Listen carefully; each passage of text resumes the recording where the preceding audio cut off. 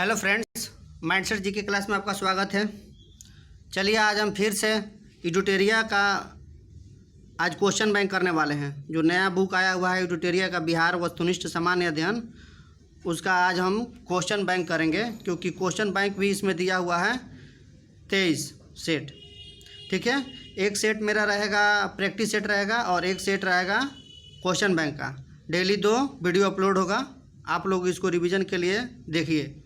ठीक है, चलिए शुरू करते हैं। इसका पहला क्वेश्चन ये देखिए, जो क्वेश्चन है ये सब 69th बीपीएससी में पूछा हुआ है। इस सारे क्वेश्चन, इसमें ज़्यादा क्वेश्चन नहीं है। 69th बीपीएससी में बिहार स्पेशल से मात्र 15 के क्वेश्चन है। ठीक है, चलिए शुरू करते हैं। इसका पहला क्वेश्चन, मैथिली भाषा का विकास निम्नलिखित में से किसके शासनकाल के दौरान हुआ था? तो इसका सही आंसर हो जाएगा ऑप्शन नंबर बी, कर्नाट वंश। कर्नाट वंश के शासनकाल में मैथिली भाषा का विकास हुआ था। ठीक है ना। तो देखिए, मैथिली भाषा का विकास मिथिला नरेश राजा जनक की क्या थी? राजभाषा थी। मैथिली भाषा राजा जनक की राजभाषा थी। ठीक है, चलिए नेक्स्ट क्वेश्चन, कब बिहार पहली बार ब्रिटिश प्रांतीय भारत के तहत बंगाल प्रेसिडेंसी से अलग हुआ था? बंगाल प्रेसिडेंसी से बिहार कब अलग हुआ था? पहले हम क्वेश्चन पढ़ देंगे, उसके बाद 2-3 सेकंड का समय देंगे, उसके बाद हम इसके आंसर बताएंगे। आप लोग पहले इसको मार लीजिएगा। ठीक, देखिए, तो इसका सही आंसर हो जाएगा ऑप्शन नंबर सी, 1912 ईस्वी में। 1912 ईस्वी में क्या हुआ था कि बंगाल प्रेसिडेंसी से बिहार अलग हुआ था। ठीक है, 22 मार्च 1912 को जो हुआ था ना, ये आधिकारिक घोषणा हुआ था उस दिन। लेकिन 1 अप्रैल 1912 ईस्वी को बिहार उड़ीसा सहित प्रांत का गठन हुआ था। ठीक है, और वही जो बिहार से अलग हो गया था उड़ीसा, 1 अप्रैल 1936 ईस्वी को। चलिए नेक्स्ट क्वेश्चन, भारतीय हस्तशिल्प के दौरान बिहार में सुजनी क्या है? बिहार में सुजनी, भारतीय हस्तशिल्प के संदर्भ में बिहार में सुजनी क्या है? तो क्या है कि एक प्रकार की कढ़ाई है, एक प्रकार की कढ़ाई है। ठीक है, नेक्स्ट क्वेश्चन, बिहार में विक्रमशिला विश्वविद्यालय के संदर्भ में निम्नलिखित कथनों पर विचार कीजिए। चलिए देखिए, यह बिहार के वर्तमान बांका जिले में है। गलत है, ये बांका जिले में नहीं है, ये भागलपुर जिला में है। ठीक है, इसकी स्थापना पाल वंश के राजा गोपाल प्रथम ने की थी। ये भी गलत है, पाल वंश के राजा धर्मपाल ने किया था। ठीक है, 1 और 2 दोनों गलत है। इस तरह से हमारा सही आंसर हो जाएगा ऑप्शन नंबर ए, क्योंकि इसमें कथन गलत ही पूछा है। नेक्स्ट क्वेश्चन, निम्नलिखित में से कौन से राष्ट्रीय उद्यान वन्य जीव अभयारण्य बिहार में है? कौन से राष्ट्रीय उद्यान और वन्य जीव अभयारण्य बिहार में है? तो इसका हमारा सही आंसर हो जाएगा ऑप्शन नंबर डी, 1 और 4। देखिए, वाल्मीकि राष्ट्रीय उद्यान, ये मात्र एक राष्ट्रीय उद्यान है बिहार में, एक ही वो राष्ट्रीय उद्यान है, वाल्मीकि राष्ट्रीय उद्यान पश्चिमी चंपारण में है।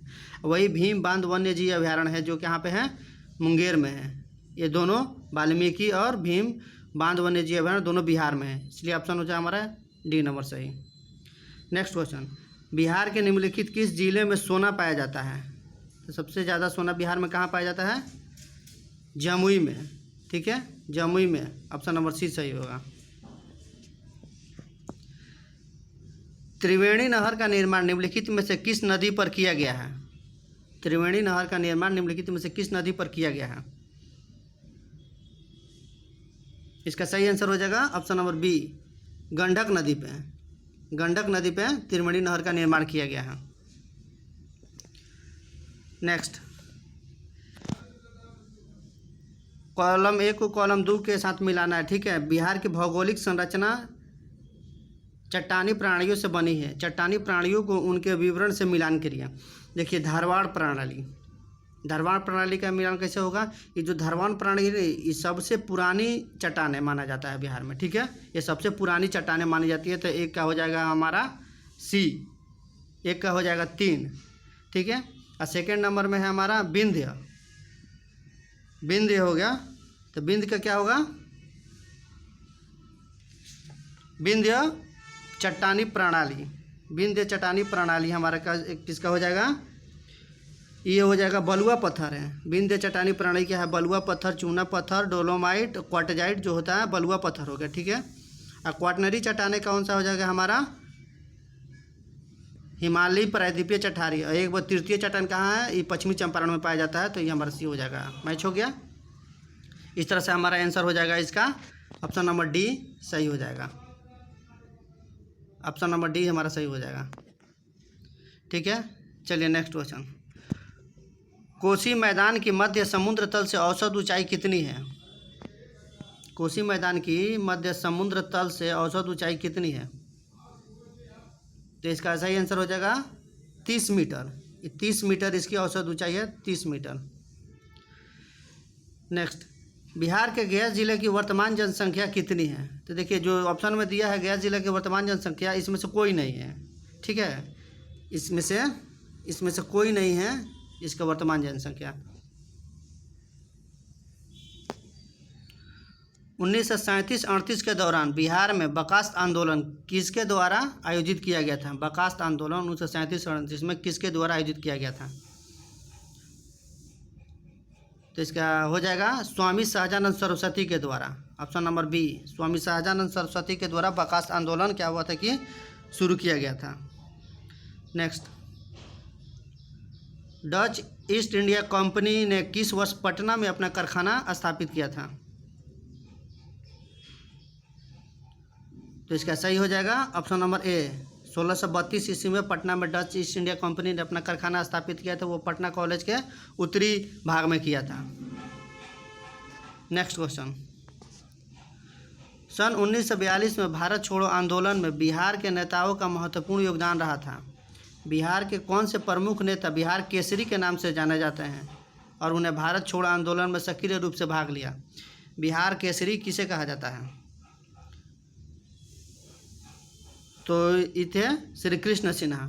ऑप्शन नंबर ए हमारा श्री कृष्ण सिन्हा को बिहार केसरी के नाम से जाना जाता था, जिन्होंने भारत छोड़ो आंदोलन में सक्रिय रूप से भाग लिया था। नेक्स्ट क्वेश्चन,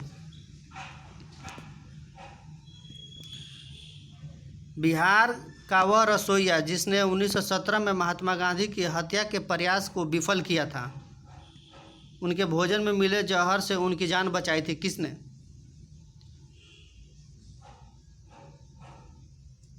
तो इसका सही हो जाएगा बतख मियाँ। बतख मियाँ होते हैं। बतख मियाँ जो क्या किए थे, उनकी जान बचाए थे, क्योंकि उनके खाना में जो जहर मिला गया था। तो बिहार सरकार ने किस वर्ष कार्बन उत्सर्जन कम कर बिहार राज्य को प्रदूषण मुक्त बनाने की योजना बनाई है? ठीक है, देखिए इसका भी ऑप्शन में कोई नहीं दिया है। इस तरह से हमारा 69th बीपीएससी का टोटल 15 क्वेश्चन था, 15 कंप्लीट हो गया। ठीक है, चलिए, थैंक यू।